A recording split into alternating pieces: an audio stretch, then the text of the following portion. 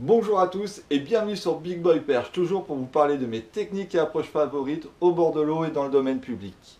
Alors je tenais à souhaiter à tout le monde une bonne et heureuse année 2018 avec plein de belles émotions au bord de l'eau et plein de beaux poissons. Donc je vais présenter un montage, c'est le montage texan, le montage drop shot avec un hameçon texan. Alors je présente pour ceux qui ne le connaissent pas encore. Euh, voilà le montage drop shot. C'est tout simplement un hameçon fixé sur mon bas de ligne, soit un hameçon simple ou un hameçon texan, sur mon bas de ligne en fluorocarbone qui va varier d'un diamètre entre 25 et 35 centièmes suivant les postes où je recherche, où je pêche, avec une plombée fixe qui termine mon montage en fait. Voilà.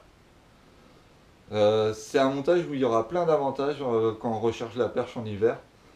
Parce qu'on va pouvoir propulser des petits leurres souples à très grande distance.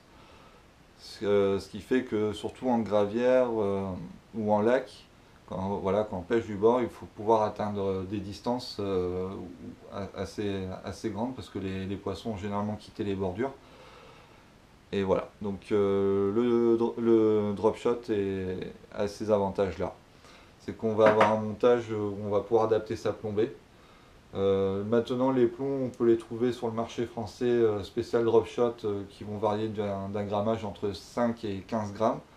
Moi, j'aime pas trop les utiliser parce que leur système de fixation a tendance à fragiliser mon bas de ligne en fluorocarbone et à casser sur des lancers appuyés. Donc, je préfère utiliser des plombales en tungstène. Voilà. Donc, pour plusieurs raisons en fait. Le tungstène parce que pour sa discrétion, c'est-à-dire que par rapport au plomb, c'est plus compact. Là, c'est un plomb balle en tungstène de 10 grammes, alors que celui-ci est un plomb balle en plomb et il en fait 8. Donc voilà, c'est pour ça que je préfère le tungstène, c'est plus discret. L'autre avantage aussi, c'est qu'on va pas, le nœud ne sera pas visible, il sera dessous.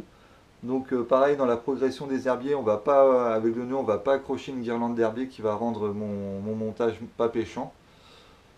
Pareil le fait d'utiliser un plombal, c'est que si on passe dans les branches ou dans les zones d'enrochement, le principe du plombal c'est qu'on va moins accrocher, il passera plus facilement. Et pareil dans les herbiers, on accrochera moins.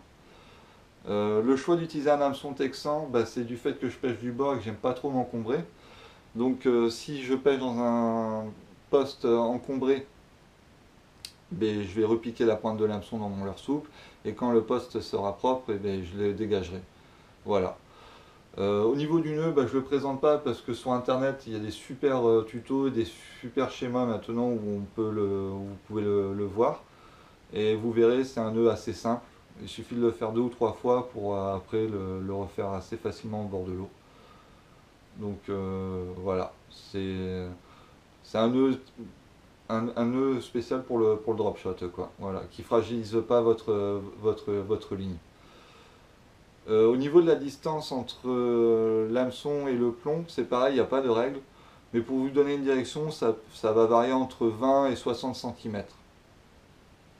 Et voilà, ce qui fait que je trouve que c'est vraiment un montage vraiment intéressant pour la recherche des perches en hiver, voilà, pour atteindre et pouvoir lancer des petits leurres souples.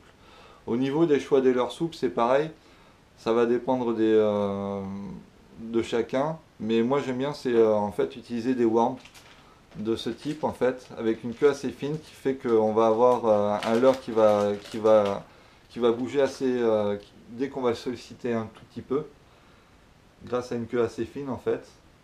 Et pareil, si on l'utilise en rivière où il y a du courant, et bien, du fait que le montage va décoller votre leurre du fond, on va avoir un montage en fait, et il suffit qu'il y ait un peu de courant pour avoir un peu de vie.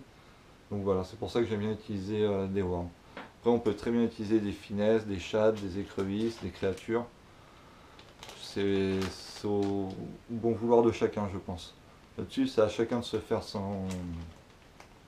propre expérience. Moi, en tout cas, mon choix, c'est révélé sur les worms. Parce que, voilà, vraiment, Le drop shot, je l'utilise énormément pour les perches et de temps en temps pour le black bass. Mais ce sera vraiment plus pour les perches en période hivernale. L'avantage aussi de ce montage, c'est que du fait que la plombée soit après le leurre, on n'aura pas de parasitage dû au poids du plomb sur les touches. Donc ça fait assez bizarre au début, mais on a vraiment une bonne sensation quand le poisson se saisit du leurre. On n'a pas de doute. Donc voilà, c'est pareil, on a un maximum d'informations. Euh, L'avantage de ce montage, c'est qu'on va pouvoir aussi pouvoir le faire évoluer sur une zone précise et l'animer sur une zone précise, juste en donnant des petits coups de sillon, en fait, et en laissant, le but du jeu, c'est de laisser le plomb sur la même zone, en fait, en animant de haut en bas votre leurre. Voilà. Mais après, libre à chacun de le faire évoluer en le faisant avancer sur le fond. Donc, à la base, le montage drop shot, bah, c'est une idée, c'est un montage. Donc on peut vraiment l'adapter à sa pêche et à sa vision de la pêche. Donc bah, je conseillerais à chacun bah, de l'adapter vraiment à ses postes et à sa façon de pêcher.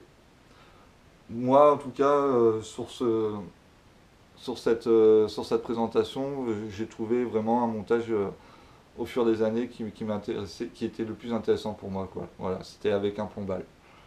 Après, voilà, chacun vraiment peut vraiment avoir ses favoris là-dessus, sur les composants.